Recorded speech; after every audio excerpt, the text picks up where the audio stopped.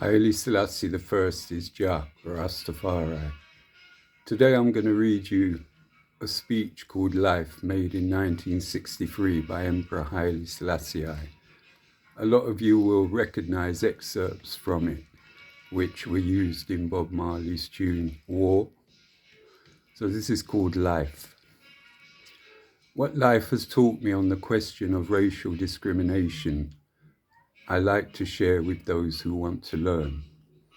That until the philosophy which holds one race superior and another inferior is finally and permanently discredited and abandoned, that until there are no longer first-class and second-class citizens of any nation, that until the color of a man's skin is no more significance than the color of his eyes, that until the basic human rights are equally guaranteed to all without regard to race, that until that day, the dream of lasting peace and world citizenship and the rule of international morality will remain but a fleeting illusion to be pursued but never attained.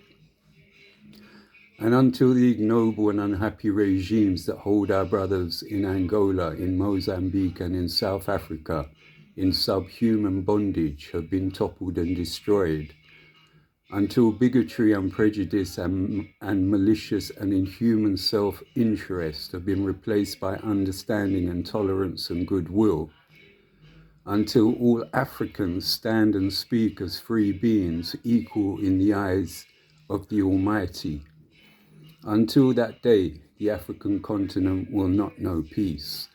We Africans will fight if necessary, and we know that we shall win, as we are confident in the victory of good over evil. It will be self-deceiving and a waste of time to advocate dialogue with those who are not ready to listen, because it is obvious that the freedom of millions is not a commodity subject to bargaining. It is a fact that young people have always been impatient. This international movement is therefore not surprising.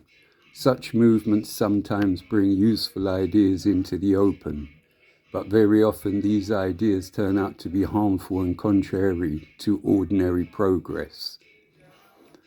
This impatience and agitation result in a large part from a misunderstanding of realities. We are convinced that young people must learn to use their heads rather than their fists. They should be heard but also guided for the common good. Young people will be young people. You cannot change the uncouth manners of the youth. Besides, there is nothing new in that. There is never anything new under the sun. They can't know it because they lack experience, they lack wisdom. Examine the past, you'll see that the disobedience of the young has occurred all through history. The young don't know what they want. Life is like the theatre. One mustn't try to understand it all at once and immediately. It is no longer amusing. There are good men and wicked. The former should be made use of and the latter punished, without attempting to understand why the ones are good and the others wicked. We demand too much of men to be able to respect them. That which man dreams of and to which he aspires, unless fulfilled in his own lifetime, can produce no actual satisfaction to him. It will be self-deceiving and a waste of time to advocate dialogue with those who are not ready to listen, because it is obvious that the freedom of millions is not a commodity subject to bargaining. It is better to die free than to live as slaves. Haile Selassie I, Black Power.